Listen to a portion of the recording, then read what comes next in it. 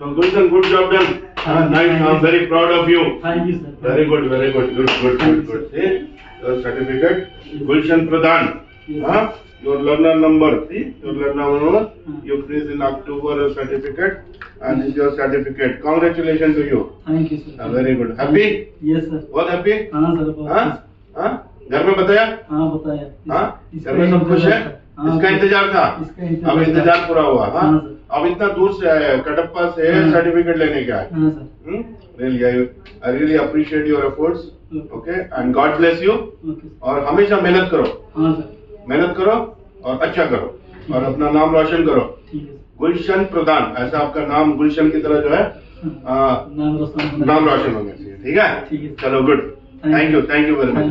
Many congratulations, Gulshan. You have received the divorce certifications and our for you.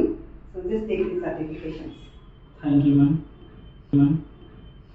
So कैसा feel कर रहे हैं आप? ये सर्टिफिकेट के लिए इंतजार था। सेफ्टी में तो हो गया, 4-5 साल से काम कर रहा है, बस वही एक पेंडिंग था जो कि अभी मिल गया। तो अपने बारे में कुछ बताएं गुलशन, कहाँ काम कर रहे हैं, क्या? मेरा नाम गुलशन प्रधान है, मैं उड़ीसा से बिलोंग करता हूँ। अभी मैं आंध्र प्रदेश में आज सेफ्टी इंजीनियर काम कर रहा हूँ उधर। ये लाइन में मेरा 5 साल हो गया। So निबोस कोर्स करने का कैसे ख्याल आया? निबोस कोई मुझे गाइड करने वाला कोई नहीं है कि ये करो वो करो। पहले जब सेफ्टी फील्ड में आया कोई भी ऐसे बोलने वाला नहीं था ये सेफ्टी फील्ड में जाओ, इसमें कैरियर ऐसा है ये है। बस ऐसे नॉर्मल किसको पूछताछ करके आ गया। आने के बाद ये लाइन पे घुसने के बाद पता चला कि ये लाइन पे कैसे कैरियर है और भी कैरियर को और भी थोड़ा आगे लेने के लिए ये निबोस सर्टिफिकेट चाहिए, इसके लिए ये निबोस चूज किया। So निबोस कोर्स को आसानी से कैसे पास कर सकते हैं? Because you people are from Hindi background, तो एक हिंदी वर्ड में एक डर है इंग्लिश को लेकर कि मैं कोई इंग्लिश बहुत फ्लुएंटली नहीं आती है, मैं बहुत हाई लेवल का इंग्लिश नहीं बोल पाता हूँ, तो मैं निबोस नहीं पास कर सकता हूँ। तो इसके बारे में आप क्या बोलना चाहेंगे? आप जैसे बोला कि वैसे सिचुएशन मेरा है, मेरा भी उतना इंग्लिश अच्छा नहीं है। इंग्लिश अच्छा नहीं है मेरा भी उतना।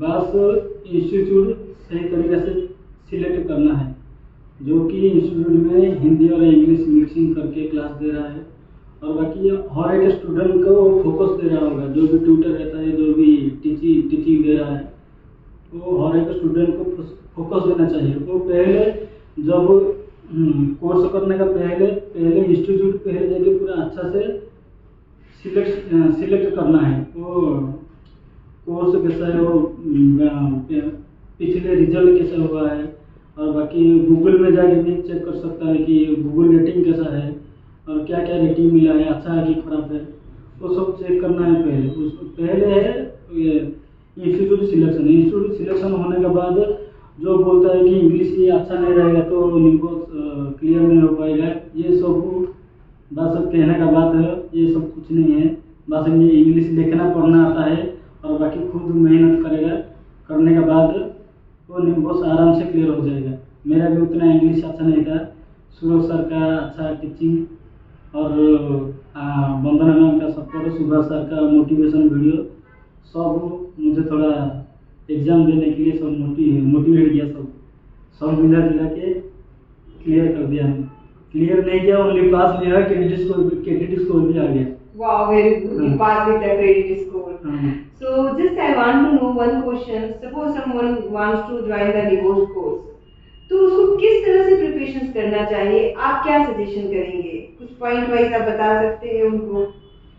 पहले डेली क्लास अटेंड करना, टाइम पंक्चुअलिटी पहले है, time to time class attend करना और बाकी जो भी टास्क देंगे उसको वो दिन ही कंप्लीट करना। जो दिन का टास्क हो वही दिन ही कंप्लीट करना, उसको दूसरा दिन पेंडिंग नहीं रखना। वो दिन कंप्लीट करने के बाद कुछ डाउट है तो एक पेपर में लेकर बुक में लेके रखना। जो भी टॉपिक खत्म हो गया, इसका कुछ डाउट है तो ये एक बुक में लेके रखना।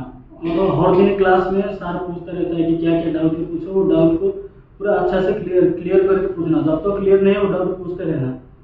और उसके बाद जो पिछला पिछला जितना एग्जाम हुआ है उसका भी क्वेश्चन पेपर को सब भी एक बार पढ़ के चेक करना, कैसे क्वेश्चन आ रहा है, कैसे सिनारियो आ रहा है, वो सब एक बार चेक करना। और अच्छा सिनारियो हो कि क्या खराब सिनारियो है, और भी 2-3 सिनारियो भी वो क्लास के हिसाब से वो भी प्रैक्टिस करना है। ऐसे क्या होता है कि मन से भी डर चला जाएगा। ऐसे 2-3 सिनारियो प्रैक्टिस कर दिया, 2-3 नहीं 4-5 ऐसे प्रैक्टिस कर दिया, मन से एग्जाम देने का टाइम में डर चला जाएगा, जो कि एग्जाम पे हेल्पफुल रहेगा। सो आपके कहने के मतलब है पहले से आपने इंस्टीट्यूशन राइट सिलेक्ट किया, जहाँ पे रिजल्ट्स आपने देखा वहाँ पे रिजल्ट्स कैसे आते हैं, ट्यूटर्स कैसे हैं, ट्यूटर्स आपने एक अच्छा आपको ट्यूटर्स और मेंटर मिला जो रोज दिन आपसे डाउट्स पूछता है, रोज दिन आपको होमवर्क देता है, रोज दिन आपसे होमवर्क करवाता है, और एग्जाम्स के पहले करीब 4 या 5 मॉक 4 to 5 मॉक पेपर आपको कंप्लीट करने हैं, और कंप्लीट करने के बाद एक कॉन्फिडेंस लेवल ऑटोमेटिकली बिल्डअप हो जाता है। वो मॉक पेपर तो होते रहेगा, उसके बाद खुद को भी और भी 2-3 पेपर 4 पेपर टाइम निकाल के वो भी प्रैक्टिस किया तो भी वो भी बेटर है। ओके, सो मीन्स कि कहीं ना कहीं हार्ड वर्क करने की इसमें थोड़ी जरूरत पड़ती है। तो आप बता सकते हैं आपने इसके लिए कोई छुट्टी ली, आपने काम नहीं किया, या हो सकता है आपने सोचा होगा चलो भाई मैं 1 महीने की छुट्टी लेके करूं, क्या ये जरूरत है कि 1 महीने लोग घर पे बैठ के निबोस की तैयारी करें, क्या वर्किंग करते हुए इसको नहीं कर सकते? ऐसे कुछ नहीं, मैं 1 महीना क्लास किया, 1 महीना में मैं 1 दिन भी छुट्टी नहीं लिया, बस एग्जाम का 2 दिन पहले छुट्टी लिया और एग्जाम का 1 दिन बाद, मतलब टोटल 4 दिन छुट्टी लिया है। एग्जाम का 2 दिन पहले छुट्टी लिया और सब जो बुलेट पॉइंट है सब एक साथ रखने के लिए, उसको प्रिपरेशन करने के लिए एग्जाम के लिए 2 दिन छुट्टी लिया था, और एग्जाम का दिन लेकर और एग्जाम का दूसरा दिन लेकर बस 4 दिन लिया। ऐसे कुछ नहीं है कि पूरा छुट्टी करके ये निबोस कोर्स करना है, कुछ नहीं, बस क्लास खत्म होने के बाद कम से कम 2 घंटा से 2 to 3 आवर्स मेहनत करना है। ओके, तो एक और क्वेश्चन है, Suraj Jacob sir world topper of the निबोस, आप लोग हिंदी बेल्ट से हैं, उनके बारे में कहा जाता है बहुत टॉपर है, बहुत हाई फाई इंग्लिश बोलते होंगे, क्लासेस नहीं समझ में आता है, तो आपका क्या सूरज जैकब के बारे में क्या कहना है? क्या उसमें खासियत है कि मैं देखती हूँ एक साधारण बंदा भी आता है, हाँ एक इंग्लिश की अंडरस्टैंडिंग होनी बहुत ही जरूरी है, उसके बिना तो आप निबोस नहीं कर सकते हैं।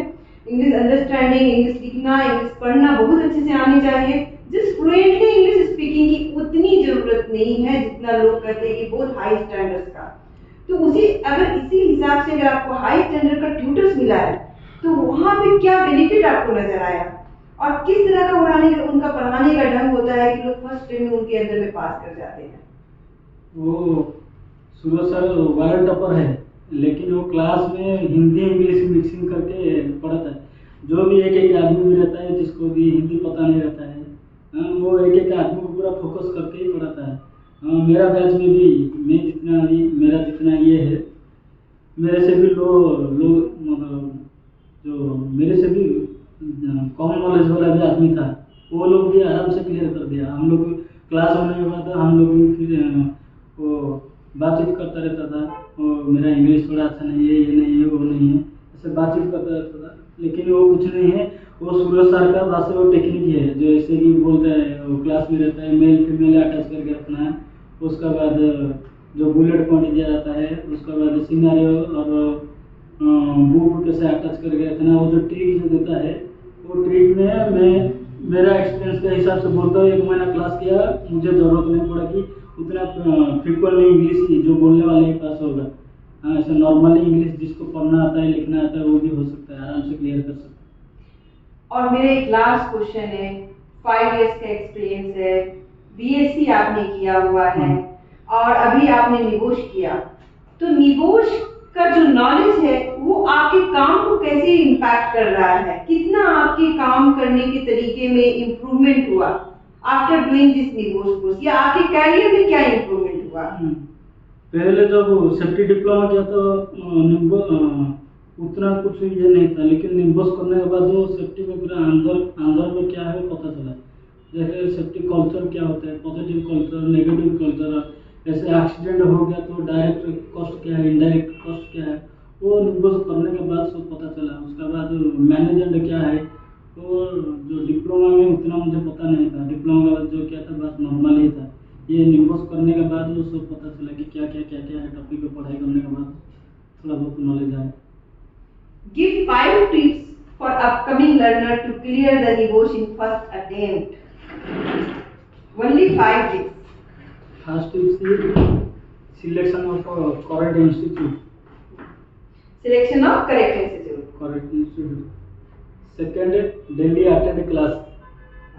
Attendance of class is compulsory as a regular basis. हाँ, regular basis. Next,